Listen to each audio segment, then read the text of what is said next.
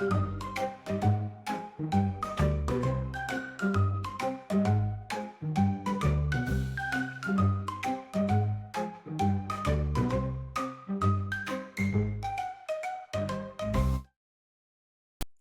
everybody and welcome back to the Ghoul Guides Association, the not so super secret society and podcast / YouTube show where we talk about all things Gothic and pop culture.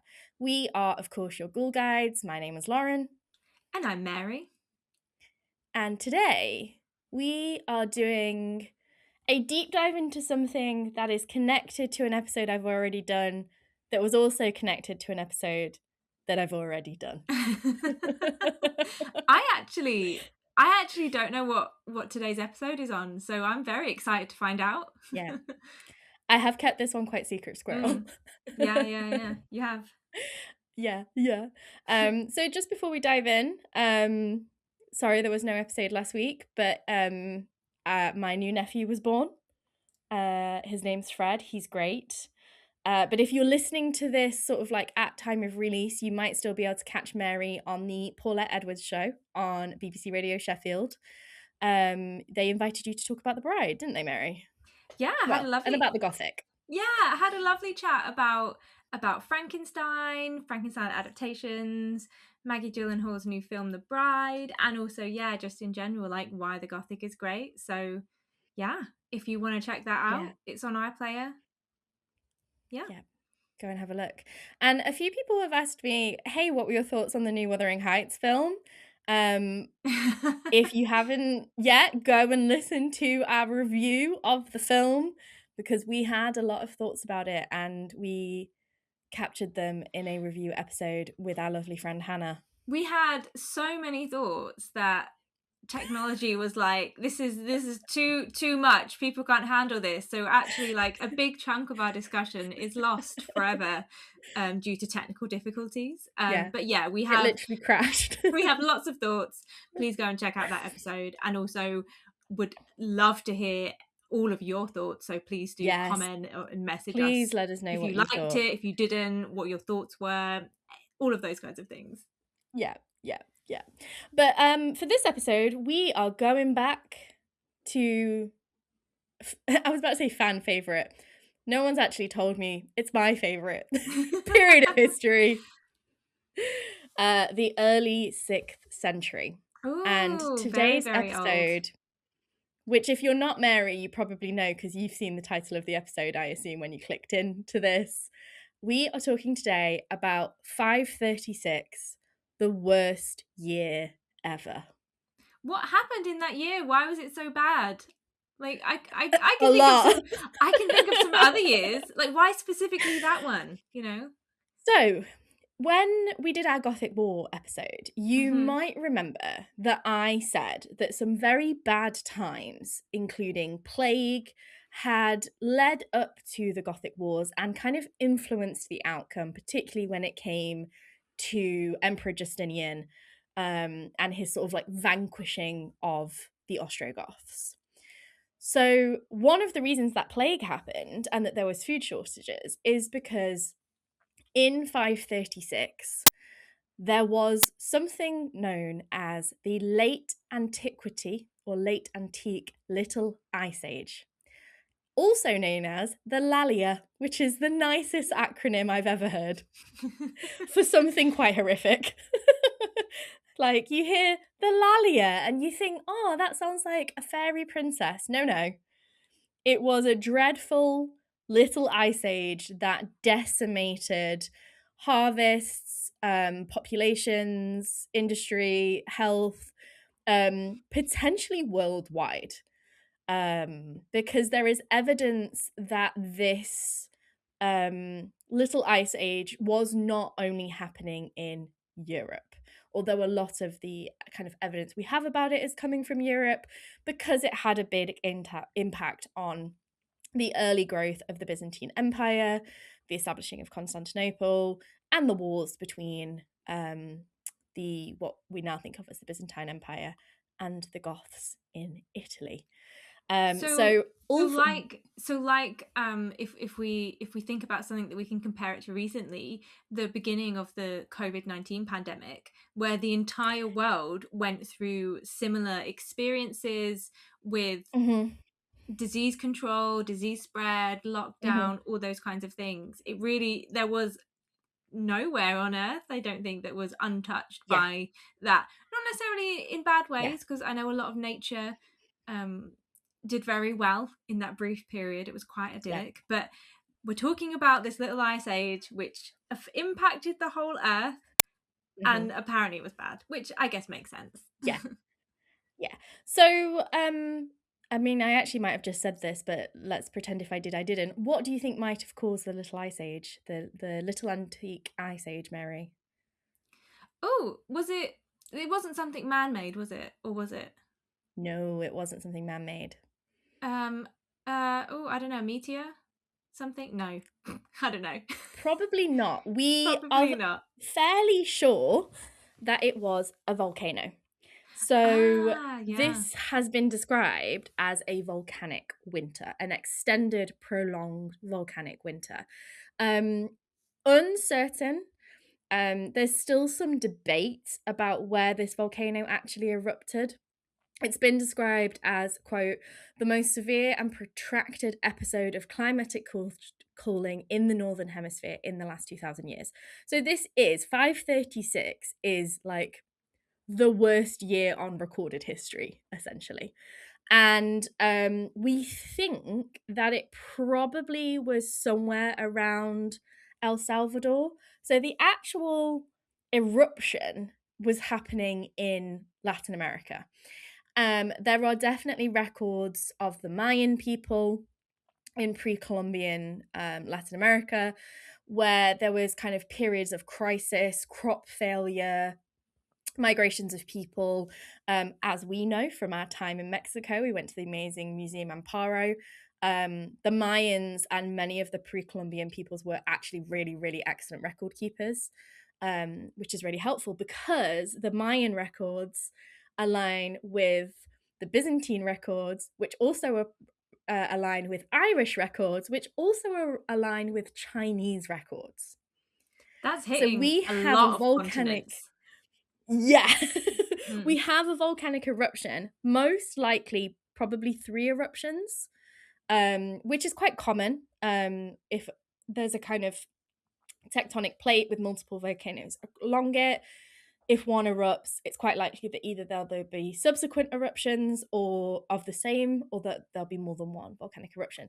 So we have a volcanic eruption round about probably mid to late 536 that influences, so it's happening in Latin America and it is influencing as far as China and the Byzantine Empire in Europe.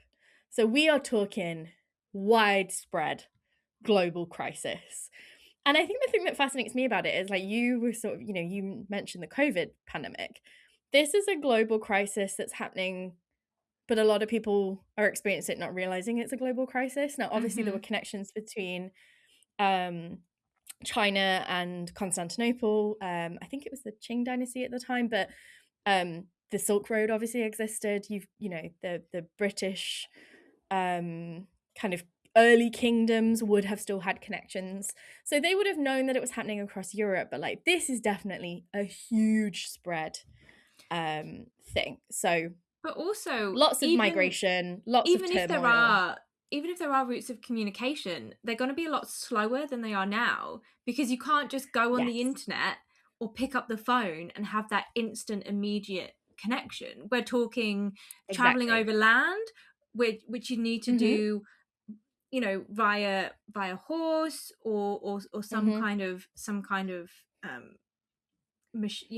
machine Cart, or cart. oxen. Yeah, or traveling via sea via a boat, and Mhm. that can take weeks or months depending on where you want to go. So even if people were realizing, like, oh, this other place is also experiencing that you might not Yeah. get that information. And so all these pockets of, China, Mm-hmm. Europe, Latin America, they're having these experiences, and then after the fact realizing, if at all, that they're not the only ones, but that immediate experience is, this is happening to us now, and I guess, you know, Yeah. what have we done to displease the gods, kind of thing. Yes, exactly. Well, and that's why so when I was researching the Gothic Wars episode, and I came across this notion that like 536 was the worst year on recorded history, this obviously played a massive part in changing the fate of the Goths. The Goths themselves, as we'll learn in this episode, it impacted them, it impacted the empire, it impacted so the plague that was literally called the Plague of Justinian obviously didn't do very great things for Justinian's reputation. No. And this is an early Christian empire, so it probably put added pressure on the need to like subjugate the Goths and get lands back, particularly lands that were not at the time but potentially quite fertile. So it's a very Gothic on multiple levels, and I'll talk a little bit later about other ways it might be Gothic. And according to scholar Ulf Buntgen, I hope I've said that right. I never know quite how the umlaut works there, and their co-authors. The 6th century coincides with the rising and falling of civilizations, pandemics, human migration, and political turmoil. And essentially this can all be sort of linked to this global volcanic winter. Now, as Gothic fans, yourself and our dear association members, you might be recalling when I'm talking about this another year that experienced an extended Gothic winter. Mary, what year do you think that might have been? I'm sensing the 19th century, maybe like early 19th century, maybe around like the 18 teens, like 1816 or 1816. It's thereabouts. giving 1816. Yeah. Yeah. So, fellow Goths, you might be thinking, hey, was 1816, famously the year without summer, also about this? Yes. In 1815, Mount Tambora in Indonesia erupted and caused a absolutely gross ash cloud fog that stretched from Indonesia all across Asia into Europe, that had a terrible impact on agriculture, on public health, and it also ruined the holiday of a group of budding young romanticists. And despite the fact that Byron was on that holiday, 536 was definitely worse than 1816. I know that's probably hard to believe, but 536 is the coldest. 536 marked the beginning of the coldest decade on record in 2,000 years. Now, of course, the way that we measure temperature now is very different to the way that we measure temperature 2,000 years ago, but it is we're almost certain that this is accurate, and I'll explain a little bit how we know this. Some of these sciences are very much beyond my ken as a mere literary historian, but I will do my best. But yeah, so as our old pal Procopius of the Byzantine court suggests, 536 was not just a bad year, it was probably the worst year in recorded history. There were probably volcanic eruptions in 536, 540, and 547, but it seems like 536 is the start of this like very bad decade and itself a real fucking bad year. So Procopius wrote, "It came about during this year that a most dread portent took place. For the sun gave forth its light without brightness, like the moon, during this whole year, and it seemed exceedingly like the sun in eclipse, for the beams it shed were not clear, nor such as it's accustomed to shed. From the time when this thing happened, men were free neither from war, nor pestilence, nor any other thing leading to death." Which, if I'm like an early Christian kicking about in Europe in 536, I would have probably thought the end of the world was happening. I'd probably think the end of the world was happening now, if I'm honest. 100%, 100%, because like for whatever reason, whether it's ash or like other things like blocking out the sun, maybe there is a little bit of like sunlight that's getting through, but it's going to impact. I mean, if we think about us now with SAD, seasonal affective disorder, we know that the sun is so important to how we feel as humans, and it also has an impact on the natural environment stuff, whether it be plants, Yeah. grass, all those kinds of things, nature, greenery wouldn't grow, or it would grow in a very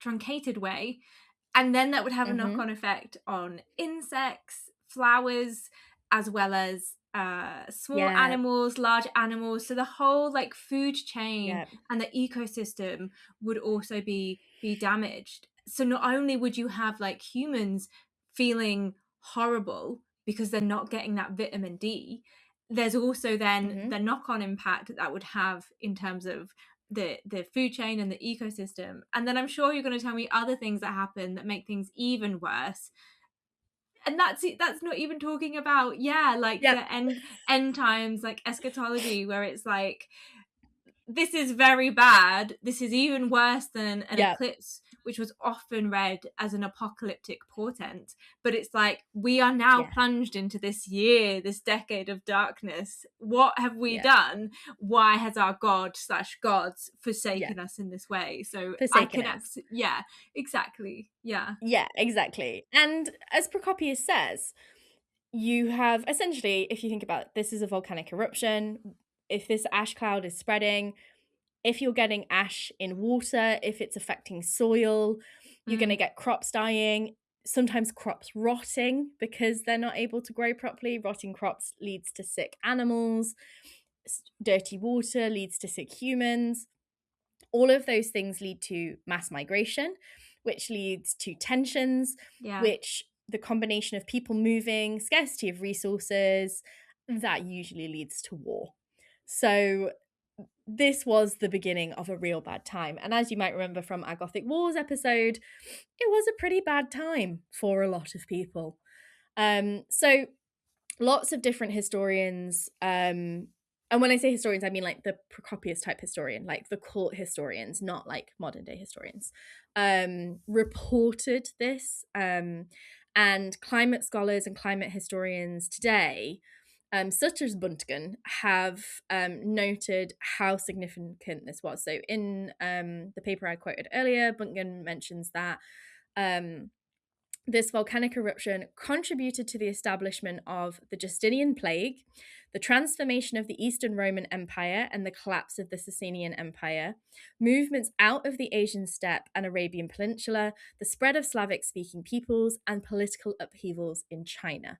And as I also mentioned, Mayan records also speak to like massive turmoil, crop death, and upheaval. So a lot of bad things happening, a lot of things changing, and it's all because of this winter. As I mentioned, the exact kind of like location is debated, but scholars have essentially been able to compare these contemporary resources with a couple of different quite cool contemporary sciences. One of these is, and I'm going to make sure I say this right, dendrochronology. Do you know what Ooh. that is? I do not. No. Please tell me. So dendrochronology is when they analyze the growth rings. Ah, yeah, yeah, yeah. So they basically will look at the growth rings of a tree, and not only can then they tell how old the tree is, they can also identify when things happened, because the growth rings of the tree will indicate sort of like, was there a lack of nutrients and oxygen? Was there, is there minimized growth in those places? So they've been able to compare the resources like Procopius's writings with dendrochronology of ancient oak trees in places like Ireland. And they can essentially pin down almost that, yes, this definitely did happen in these years, and sort of like how significantly it impacted growth. So dendrochronology, which super cool name, sounds like a fantasy science, love that. The other thing that they've been able to do in Scandinavia is test the ice cores. So the Yes. ice is so deep and so old that they can basically drill down into the ice, and the ice core, similar to the oak trees, um, can not only kind of give them an idea of when did this happen, how did it happen, but also demonstrates how far reaching this is. If you think about how big Scandinavia is and how far north Scandinavia is compared to Istanbul, for example, where a lot of our records are coming from.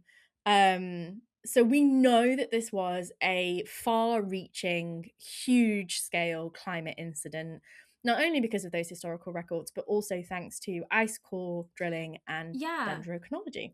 because we all know like ice can act as a preservation method, and also like in water and in ice you could like different chemicals or substances can get trapped in there. And then if you think about it Yeah. as like in terms of those layers, the further down you go, the more you can analyze those layers and find out what has been trapped and what the impact of that. Mhm. Because they can also do this Yeah. with soil, but it's less, Yes. it's less like spanning centuries. It's more like Yes. how disturbed is the soil on top, how long ago was it disturbed, Mhm. what are the different layers, and this is how you would kind of like look into things like if a body Yeah. had been buried somewhere. But with this it's like Yeah. not just like looking at decades or that kind of thing, but like going back to, Mhm. well, yeah, like the 536. It's quite a long Yeah. time ago. It's a pretty fucking long time ago. Yeah. So, in Sweden and Scandinavia, the Lalia, or the Fimbulwinter, as it is in Sweden, Oh, I love um, that. right? Yeah. Really nice names for like one of the most horrific natural disasters on recorded history. The Fimbulwinter, the Lalia. So, there's long been sort of like this discussion. So in the 50s, a historian slash archaeologist, I'm not sure exactly what his profession was, called, and I'm going to try and get this right, Olof Arenheis, Aren, no, Olof Arrhenius, I think is his name. So in the 50s, he, quote, observed that most of the Iron Age settlements in Sweden and Scandinavia was situated on clay areas and interpreted the discontinuity as a change in the way of living and cultivation methods, still quoting here, suggesting that increased precipitation during the latter part of the migration period had catastrophic consequences on agriculture in clay areas and resulting in starving cattle stocks. So we've known for a long time that round about the 6th century there was this mass migration. This is not only recorded in sort of like history, but it's in folk tales, particularly like native Scandinavian peoples. And essentially, more recently, since the 90s, they've started to be like, well, was it because of the Little Ice Age? And if so, how can we track this and how can we prove this? And basically, in the 90s, they started to try and connect the incidents of 536 to about 540. And they have found an increased number of sacrificial gold deposits Mm. dated to the migration period that suggest, and I'm quoting here, desperate efforts by humans to bring back the sun. And yeah, I mean, I love that, and I think this is also where, and obviously, if you haven't gotten the kind of gothic overtones of why we're talking about this now, here we have it. Like this is the eco gothic at its best, its Mm-hmm. worst. You have this massive Yeah, event that is apocalyptic in the way that it is yeah, experienced and perceived, and then the way that people engage with that. This is the earth, raining down whatever, like volcano, earthquakes, mm-hmm. ash, Mm-hmm. affecting livestock, affecting precipitation, so rain and Mm-hmm. the kind of cycles of the season. So the way that people interpret that and the way that they try to address that is through Mm-hmm. these religious Yeah. narratives. but they're so gothically tinged. So this is, if you Wow. haven't like connected those Yeah. dots before, this is such an eco-gothic kind of Yeah, history. hugely. I cannot believe that people haven't made a show or a series or anything about this, because, like, can you imagine? It's 536. This new religion that at this point is only a few hundred years old. They're still fighting about which version of this religion should be the main one in the home of it in, like, the Byzantine Empire. When you say The quote still, unquote people greatest. are Oh still yeah. doing that now. Yeah, they are. There's probably as many now actually as there was then. Yeah. But you know, the quote unquote greatest empire known to man has just fallen. You've got like all of these religious tensions, and then all of a sudden the sun is blacked out, everything's dying, it's cold, there's no food. And if you think about like how widespread this was, there would have been nowhere that you could walk, like you could have walked for half a year and you wouldn't have found anything better than you left. This isn't like, oh, well, we're going to sail across the sea in the hope that we're going to find better land. Like, I can only imagine how genuinely apocalyptic it must have felt to migrate from your home and just constantly keep seeing pestilence, death, famine, like again and again and again and again. Like, and yeah, as this scholar Axabe has kind of suggested, there's an increase in what we can see as sacrifices that points to this absolute desperation to bring back the sun. I mean, there will be somebody, maybe multiple people, who like maybe hadn't done any sacrifices or did something slightly differently Yeah. that then coincided with a start of a return to normalcy, who Mhm. then believed that that was because that they finally got the Yeah. sacrifice right. So, Well, which is can quite you fun. imagine if you were like maybe a Scandinavian? I know because obviously like Christianity came to Scandinavia a lot later, but can you imagine like you are, you know, somewhere in Scandinavia or Europe and you've just converted to Christianity in like 535. And then in 536 the sun is blocked out and everything starts dying. Like, I genuinely can't believe to a certain extent that this didn't kill Christianity as a movement off. It's interesting, isn't it? But Because if we look at the way that even now, religious mhm, groups, and you know, I guess even in this period, like Christian groups perhaps, but now like Christian groups, not all, some co-opt mhm, these ecological narratives and blame it on, you know, there's a yeah, hurricane, there's a flood, let's blame it on X group, you know, let's blame it on the mhm. gays, or let's blame it on Yeah, the like, immigrants. This it is clearly God's judgment against those people. So it's yeah, kind of like, I guess, and especially because Christianity has such that kind of mhm, it's interpreted in such a kind divine of retribution. divine Mhm, retribution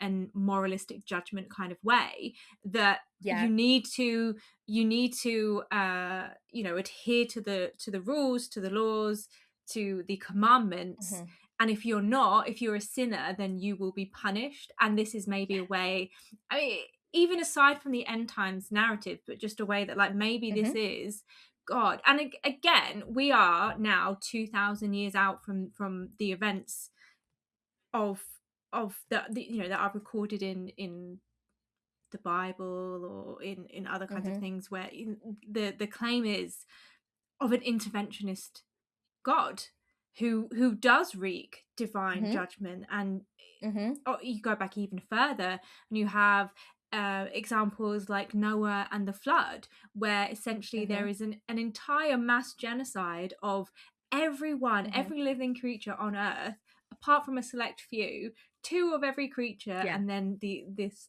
selected individuals. mhm. Everyone else is Well, murdered. yeah, and So then you you've would, there is that yeah, tradition of this divine yeah. interventionist God reigning judgment.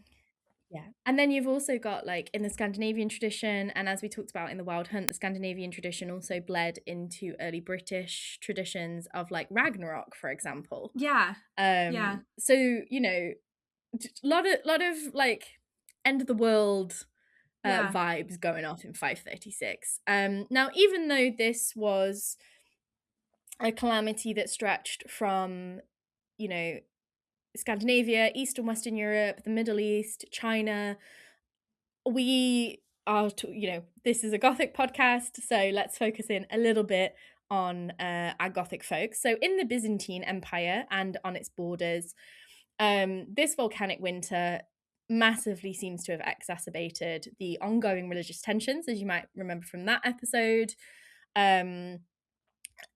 Emperor Justinian was trying to establish his particular brand of Christianity as the official brand of Christianity of the Byzantine Empire. And then you've got other sects like the Goths, who were they were Arians or Arians.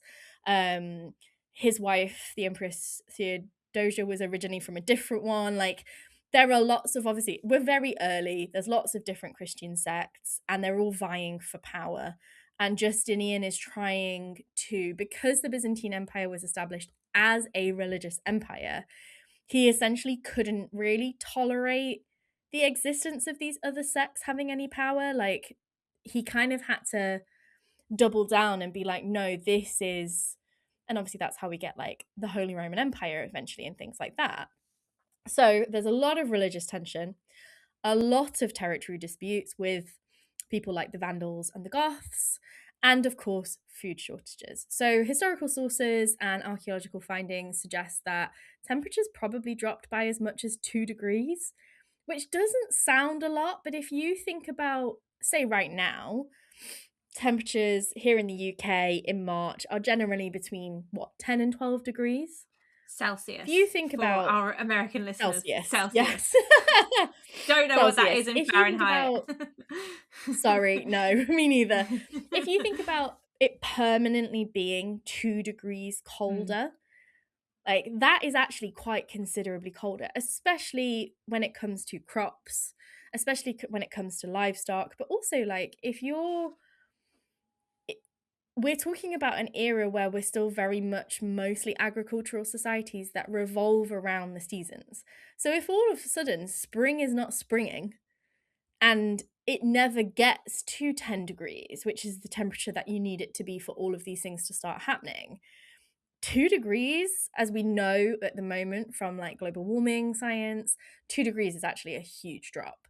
And that's why it's a little ice age, because it was genuinely so cold. Like a 2-degree drop in the winter, do you think that, like, the difference between 0 degrees Celsius and minus 2 degrees Celsius, like that is quite a considerable difference. So yeah, we think it was around 2 degrees. And the Roman scholar Cassiodorus, his writings indicate that this unusually cold spring and summer in 536 led to massive crop failure, which was also echoed in Tang Dynasty records. I think I said Qing earlier, sorry. It's Tang Dynasty in the 6th century. Indicating that whilst China doesn't seem to, so there's no record in China of what the Roman and Byzantine scholars called the dust veil. They refer to this kind of like haze.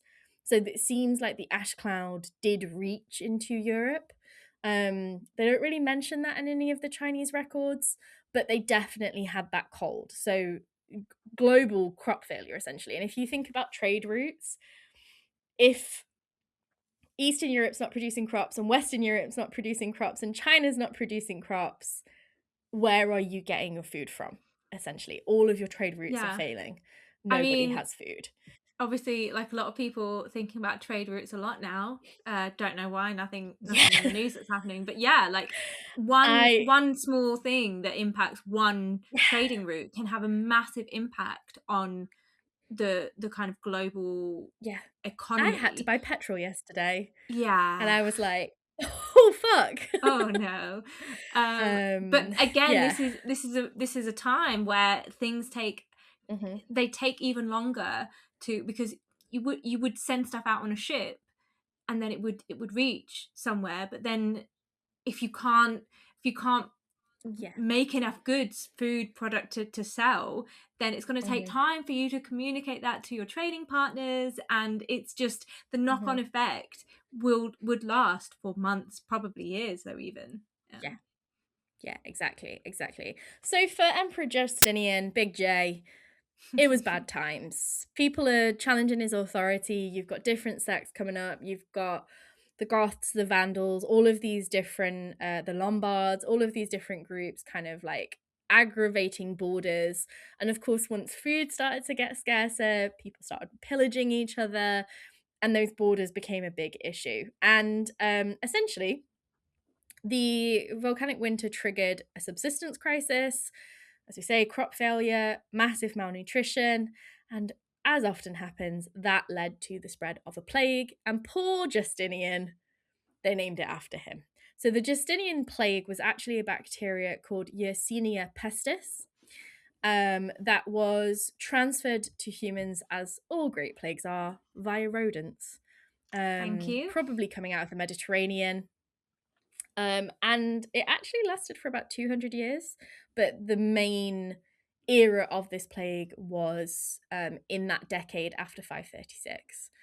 So, over in Ravenna, which, if you would remember, is the Ostrogothic kingdom capital in northern Italy, things were also really bad. And they were struck by one of the worst natural famines on record. Reportedly, around 50,000 people died. And we have records that suggest that the Ostrogoths were forced to import a lot of food. They do they didn't seem to be producing grain. They didn't seem to be producing any of the kind of harvest they rely on. And if you think about like northern Italy, that is a very like, northern Italy is rich because of farming. That is still very much the case today. Like it's a very there's a reason the Roman Empire was so successful. It's because that is a very nutrient rich, like resource rich land. So the fact that the Goths were struggling so much, I think, really tells you how bad things were. And maybe, I mean, I'll never forgive them for usurping and murdering my girl, Asafunta, but it does put into perspective why the Goths, after the death of their great kings and, you know, these really enigmatic leaders like Theodad, why they are, and Alaric and people like that, why are they suddenly bickering and infighting and having this sort of desperation? They're facing famine, they're facing plague. And yeah, not ideal when you're beefing with the Byzantine Empire. So if you remember from the Gothic Wars, Belisarius, Justinian's big bad general, had invaded the year before, so 535, and by 540 had conquered the Ostrogoths completely. Ravenna became his seat for his conquest, or depending how you look at the Roman Empire, technically a reconquest. But yeah, at least Amalasuntha was assassinated the year before all of this. So she was assassinated in 535. So the one thing I will say is she didn't have to live through this. She did have that whole like weird, potentially preteen son getting drunk and dying. But at least she didn't have to live through this tragedy. In my version of the story, what if I'm making this into a film, I might have it where like she curses them and she Oh brings yeah, about the volcanic winter. I think that would make a good story. it would be interesting. I mean, I don't know. Maybe they haven't survived, or maybe there weren't any, to see if anyone blamed any individuals for or are we getting to that? We're getting to that. So Okay, let's leave behind the actual Goths and okay. move over to the disputed home of the Gothic. And by disputed, I mean we pretended that we invented it, but we stole it from France. The British Isles. Yeah. So, as I mentioned earlier on, the British Isles definitely were hit by this. We know because of dendrochronology. And we also know because there's annals from Ireland. Ireland was always very, very good at record keeping, particularly after the conversion to Christianity, but always very good at record keeping. We have the record about the failure of bread. This is actually something that, like, the British Isles does. We record a lot of things in, like, the failure of bread, and if bread is like available, and how much bread is. So I in the mean, Napoleonic, as a nation, we have our we're priorities, simple and people. simple people, do we have enough bread? Like, We do fucking love bread in this country. because It's a lot of bread. yeah, But yeah, like, even in the Napoleonic Wars, the price of bread was like a massive indicator of how well we were doing. Now, of course, Ireland and Britain are two different countries. Um, but we share some cultural similarities, and bread is one of them. But also, when we're talking about a massive climate crisis, if Ireland was feeling it, then the rest of the British Isles was also feeling it. yeah. Well, I mean, if you think culturally, like, there's a lot of like similarities between like Gaelic and Celt and things, and Irish, native Irish language and culture, Welsh language and culture, and Scots, language and culture. There's a lot of similarities there, and even maybe possibly also with Cornish areas as well. I guess the problem with England is that it was the first place that was colonized by the Vikings and the French and everything, and so then that kind of colonization then led to the other colonization of other places. But Yeah, for definitely exactly. like Scotland and Wales, and those kind of westerly parts of England. Hmm. Ireland, the island of Ireland is sorry, just hit my plant. The island of Ireland is like the closest trading partner. A lot Hmm. closer than any of the Scandinavian or mainland Europe countries that would have been Hmm. easier to trade with for southern England. Yeah, So it is, yeah. yeah. There And there's are, a reason. yeah, There's a reason that Oliver Cromwell and William of Orange, like, decimated the Irish people, because the colonial kingdom that became Great Britain yeah, always wanted the resources that Ireland had. It's a very, like, yeah, again, it's a wonderfully, like, rich, fertile land full of various natural resources. And there's a reason that various English kings and leaders have subjugated it over, like, the yeah, centuries. So, but yeah, we know that, going back to the kind of pre-unification of the British kingdoms, the British Isles, as, like, England, which we're in that period pretty much at this point in time. There's a lot of cultural exchange, and we have a lot of folk tales and historical storytelling traditions between the various different peoples, the Celts, the Picts, the Saxons, the Angles, um, the Welsh, the Cornish, before the Normans come over. There's a lot of cultural exchange. And here's some of that cultural exchange. So I was slightly misleading perhaps when I was like, oh, did it get blamed on somebody? I'm sure it probably did, but this is the story that I found when I went on my little research side tangent when I was researching the Gothic Wars episode. And I was like, oh my God, that's Gothic as fuck. Because yeah. Mary, where does the Gothic come from as a literary tradition? Are we talking about like the Castle of Otranto? Yeah, maybe I should have been clearer on that, because that is such a loaded question. I've banged on about this before. What tradition of literature does the Gothic get born out of? Are we talking about Sturm and Drang? Kind of.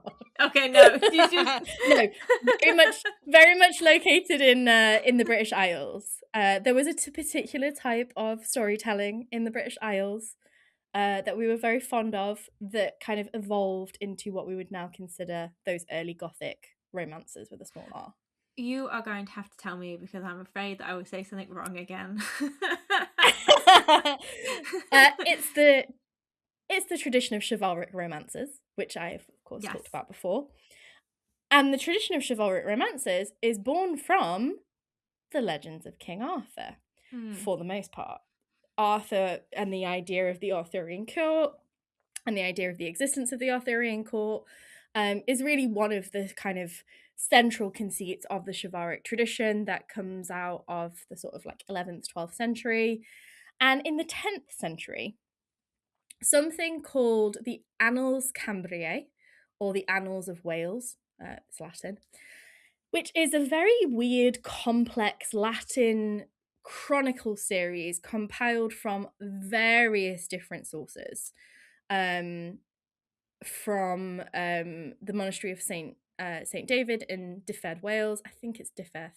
I'm sorry if I've said that wrong. My Welsh cousins will come for me if I have got that wrong, so I apologise. But the Annals Cambriae, this 10th century collection of ostensibly histories, but really kind of like more oral folklore tradition histories, that's where the Arthurian tradition first starts. And I probably will do an episode about this sometime, because as I've said a few times on the show, my first Roman Empire was Arthurian mythos. But we can trace the first kind of literary tradition of this from the Annals Cambriae. And it's drawing on an earlier sort of 6th, 7th century Welsh poetic tradition. If you're not familiar, Wales has one of the richest poetic traditions in the world, not dissimilar to the Scandinavian Eddas. A really beautiful, like, poetic history that does this, blending of mythology, folklore, and real history. And that's where Arthur and Merlin in particular starts. And then the 10th century Annals Cambriae is where it's kind of formalized for the first time. And that's how it bleeds into the chivalric tradition and starts to then obviously get picked up later by people like Thomas Mannering. So, as I said, Arthur is a story for another episode, and I will not go into it here, but I just thought it was important to give a little bit of an explanation, because if, King Arthur is like a popular cultural thing, but you might not actually like realize it's either so old or that it's actually a Welsh tradition. Like, it's not an English tradition, despite the fact that they're like, here's the first king of England. That was actually used as an excuse to subjugate Wales. Again, story for another time. So the important thing here is that in the annals that record Arthur, there is this story that claims that in 536/537, there was, and I'm quoting, the strife of Camlan, in which Arthur and Medrawd fell, and there was great mortality in Britain and Ireland. So, if you don't know, whilst, as I said, usually presented as English, they are in fact Welsh. Medrawd is the character that later becomes Mordred, which in the Arthurian tradition is the son of Arthur, who basically brings about the fall of Camelot and the fall of Arthur, and is sort of like sometimes evil, sometimes just a sort of anti-hero. Depends on the version that you're reading. Sometimes he's the son of Arthur and his half sister. Gets weird. But anyway, the Battle of Camlan later becomes the Battle of Salisbury. And Salisbury, as you might know, Mary, is like a recurring place of importance in the Gothic tradition and the Romantic tradition. Like the Battle of Salisbury and Arthur. Later we have Salisbury Plains by Wordsworth. Like, I think because as an area of the country, like, there is a lot of sort of mystery there. You have a lot of kind of like strange, unexplained, or at least at the time, like structures and edifices, but it's always been imagined as quite a mythical and magical place. But later on in the chivalric tradition, the Battle of Camlan becomes the Battle of Salisbury, and this is Arthur's legendary final battle. So this is like the, Camelot or Avalon falls. Arthur is mortally wounded. He goes into a cave, under a hill, down a river, depends on which version of the story you're reading. And the kind of prophecy is that he'll rise again because Arthur is the once and future king.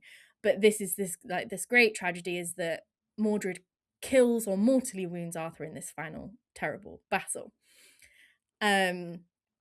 And again, taken from the older Welsh tradition. But essentially, the idea is like they're having this terrible battle, Mordred's followers against Arthur's like remaining loyalists. It's this huge legendary clash, and like Arthur's dying, and like Bedwyr, his like most loyal knight, like carries him away and like casts Excalibur back into the water, and like, you know, it's basically this huge like epic end to this story. And like it basically like in the mythos like sets Arthur up, and like he's meant to be succeeded by Constantine.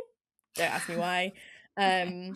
And like obviously like Thomas Mallory's like Mort d'Arthur like plays on this, expands this, like there's lots of different versions of the story because it's not a real story, if that makes sense. Like there's these figures in the Welsh poetic tradition. But anyway, we're talking about a period of time where Roman rule has just fallen in Britain. There's Germanic invaders coming into the British Isles. We haven't quite gotten to Danish invaders yet, but like Rome's fallen. They've abandoned their British colonies. You've had like the Picts and the Celts sort of decimated and subjugated in some areas by the Romans. They fucked off, and now these Germanic guys, the Angles, the Saxons, and so on, are coming in. And this is a time of turmoil. So we've got this guy called Gildas, who is a chronicler, and he was born sometime in the early 500s, and he wrote this text called On the Ruin and Conquest of Britain. And he wrote that the fire of vengeance justly kindled by former crimes spread from sea to sea, fed by the hands of our foes in the east, and did not cease until destroying the neighbouring towns and lands. It reached the other side of the island, dipped its red savage tongue in the Western Ocean. So basically, we've got the Welsh tradition, which is suggesting that in 536, Arthur either fighting against the figure that later becomes Mordred or with Mordred, potentially against invaders, because this is the period of invasion. But we've got these two kind of traditions. This one that Gildas has, where he's basically saying like the invasion of the Germanic peoples was divine retribution. And then we also have this like Arthurian tradition and this suggestion that like what actually, what Britain was experiencing during this volcanic winter was this horrendous divine retribution, and so significant that it's become the background and the setting for like one of the most famous tragic, because it's like a tragic end to the story, the Arthurian story. The Battle of Camlan is like this horrendous end to this heroic tale. So yeah, clearly had such a huge impact that it's gone on to shape one of the most significant, I was about to call it pop culture. I don't know if that's a little bit offensive to call the Arthurian legends pop culture, but pop culture moments in it's the popular Gothic culture. tradition. It is popular culture. Exactly. It's, these stories would have been told primarily via oral means through, storytelling, people telling them, to their family, to their friends, to their children, to their neighbors, in private, at home, but also in public. And so yeah, that is a part of like popular entertainment, and it is part of the important kind of cultural psyche. Yeah, and in later traditions, the Arthurian story becomes this idea that Arthur is this legendary king who unites England, the first king of England, the first king of the British Isles. And the whole thing is like he has no heir. His wife, cheats on him with his best friend, and he's betrayed by his son/ally, depending on how you look at it. Obviously, all these different stories get merged together. Figures like Merlin and Nimue and Morgana and Morgause, like they all get merged together in various different ways.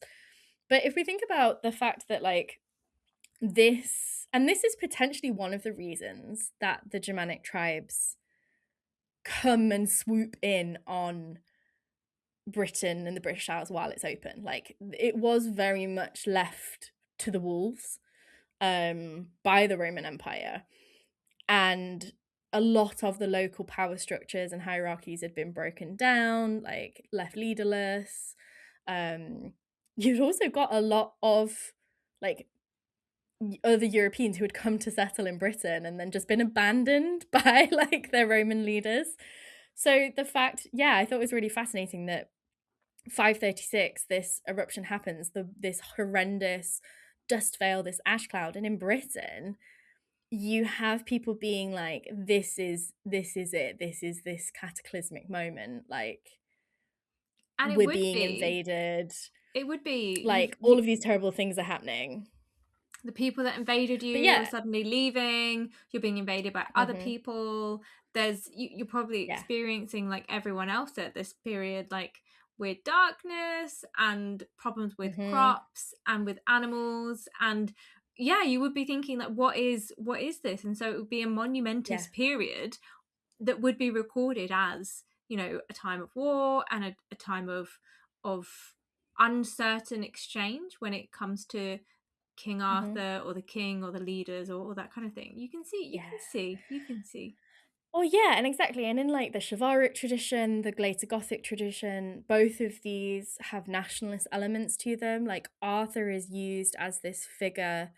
Later, he's very Christianized. He's presented, and this is why he's kind of like succeeded by Constantine, of like, you know, the first Yeah. uniting Christian emperor. I just thought it was really poignant and really significant that this moment, and like I said, this is a huge global crisis, and I'm sure this is not the only example, but for our purposes, the Arthurian is such an important part of what goes on to become the Gothic and the Arthurian tales. I'm realizing that this moment of absolute catastrophe has either been imagined as or linked to, you know, it's hard to say where this genesis comes from. The poetic tradition definitely is taking place like in the late 6th century, so maybe 30 years after this, you know, calamity is happening. But the fact that this battle, this terrible, terrible moment where this prophesized king that, you know, that holds Excalibur, this figure that's meant to be the glorious future of the British Isles, is slain, and Avalon ends, and then the Saxons come, the Angles come, the other Germanic tribes come, the Danes come. You know, we begin a 500-year period of continuous um conquest, warring between nations, until Alfred the Great, and then 1066.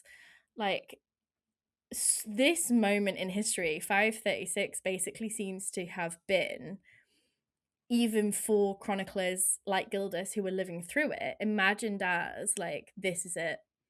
Like, this is divine retribution. And that description, like the fire of vengeance, um, Oh, it was this such idea that it a was red and savage, like, when you were reading it, it's such a textured and gorgeous in a dark way description. mhm, Yeah, yeah, loved it. Loved it.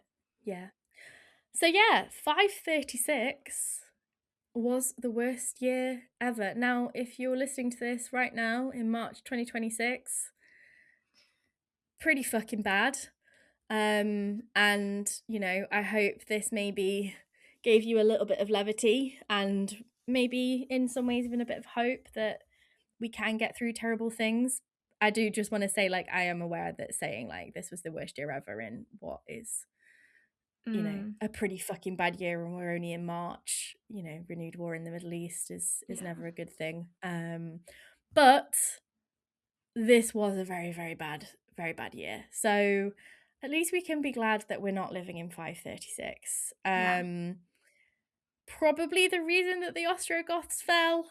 Sad times about that. Would have loved to have had a longer Gothic kingdom. sucks for that, but at least Amelisanta didn't have to live through it, and for that we say small mercies. Yeah. Have to look at the silver linings. Yeah, exactly. And yeah, I can only wonder, you know, if we think about 536 as a timeline, think about all of the kind of like early medieval and Middle Ages stuff that comes afterwards. Think about like all of the wild early Christian theology, you know, all of the stuff about hell, the idea of like divine retribution, demonic forces, the wild hunt. Yeah. I think this, finding out that this happened at that point in time, I was like, oh yeah, no, that makes sense.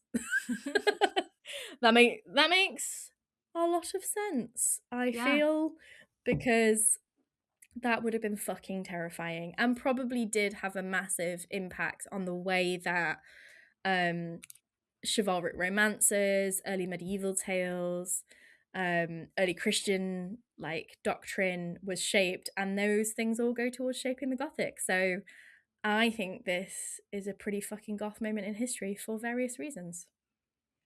I would agree. Yeah. Yeah, absolutely. And as, you know, as we said throughout this, very kind of eco-Gothic. And I think it is always Mm-hmm. important to remember that the world that we live on is its own thing, and we should be very careful with it because it will Mm-hmm. find ways to maybe just do things that we're not expecting and that may be catastrophic or cataclysmic. So Mm-hmm.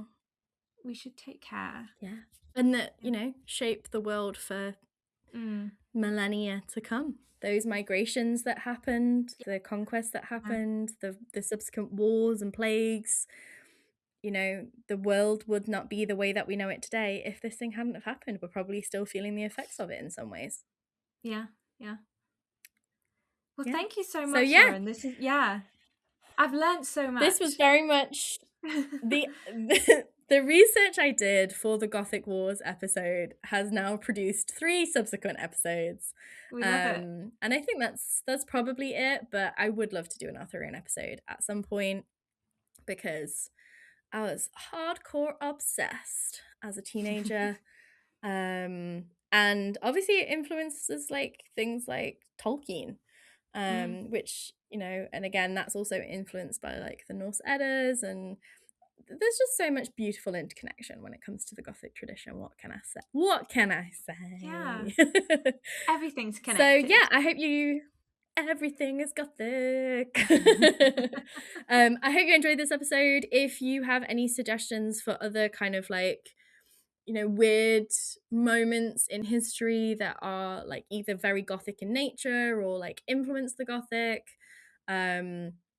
you know, like this, then that you would like to hear us talk about, then please let us know. If you would be interested in an episode on Arthur on King Arthur, I think because I was trying to say Arthurian and I cut myself off, Yeah. or like any of the specific stuff like the Green Knight or anything like that. Obviously we have our episode on chivalry if you want to go back and listen to it, but in the meantime, stay safe and stay spooky. Stay safe and stay spooky.